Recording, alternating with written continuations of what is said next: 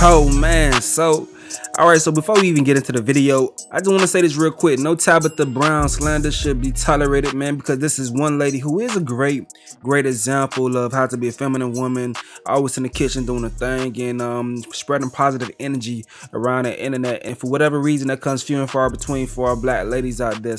But she's someone that should have the platform that she's earned. So respect to Tabitha Brown. But let's get into what's going on. So she's telling a story about when she was SA'd and how she once blamed herself. Let's listen to her, then we'll come back with some light commentary. Hello there, y'all all right? I don't know why this is so heavy on my heart, but I wanted to share this. Now, I talk about this in my first book, Feeding the Soul, so it's not new to many people, but for whatever reason, God has placed it on my heart tonight. When I was 15 in high school, I snuck out my mama's house and took her car, me and two friends. There was a party happening at a hotel in the next city. And we were like, let's go, it's gonna be boys, right? And we went to this party at the hotel. And there was a guy there who I thought liked me, right? And I thought was cute. And, I had known him, but didn't really know him. But, people. That night, I ended up being raped by him. And it wasn't like a brutal rape where sometimes people hear rape. They think that it has to be one way. It simply means I said no and he wouldn't stop, right? But for years, I blamed myself because I had snuck out my mama's house. I had taken her car.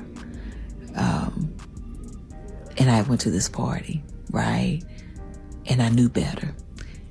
And in my mind, I convinced myself that's what you get. You deserve that. Like that was your punishment for sneaking out the house, for taking your mama's car, right? But in my adult life, I realized, and in this healing journey that I'm on, that there is absolutely never any reason to be raped. It is never your fault. Okay? Doesn't matter what you wore. Doesn't matter where you went. Doesn't matter what you did wrong. But under no circumstance is it ever your fault for getting raped. Okay? I don't know who that's for or who needs that. But it was heavy on my heart that you're holding yourself hostage. You're carrying this guilt. You feel like you deserved it, but you did not. You did not deserve that. Okay? No one deserves to be raped. All right? Anywho, that's it. The other part of that is that I kept it a secret for a very long time. Up until about 5 years ago, nobody knew. Only the two friends who were with me that night. And I kept it a secret for a very long time. But God gave me a word 5 years ago, and he told me my secrets were making me sick. And so I had to release it.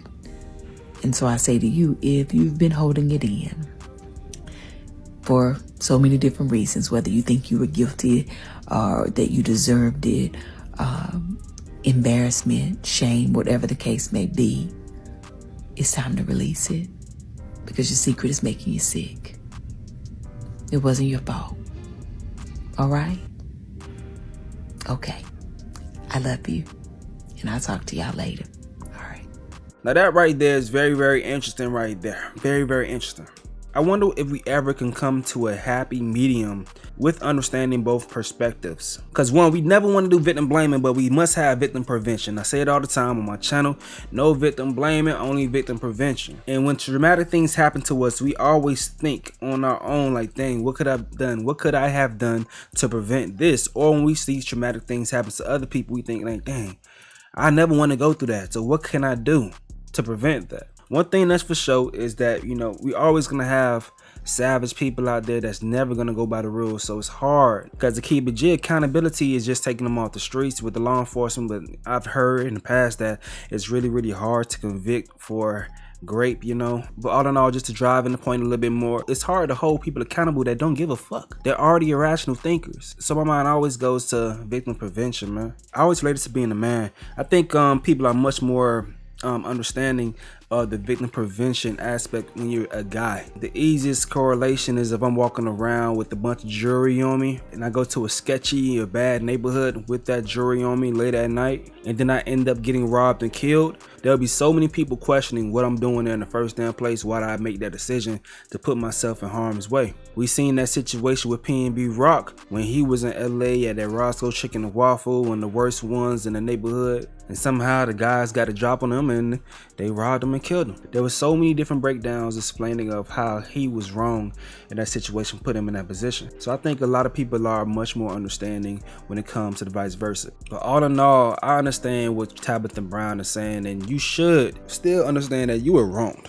Ultimately, you were wronged, and it's fucked up that you were wronged.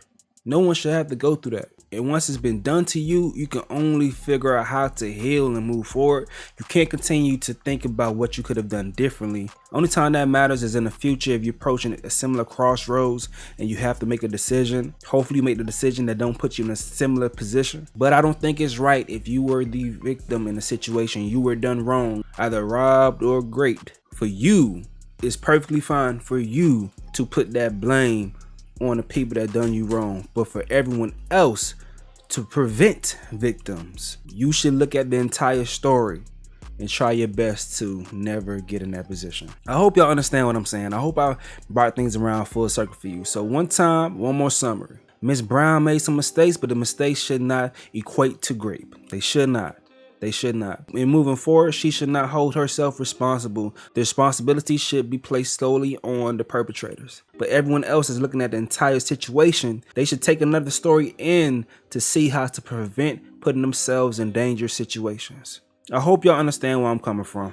And once again, please keep it light with Miss Tabitha Brown. I'm going to go and slide out. Let's continue this conversation in the comment section below.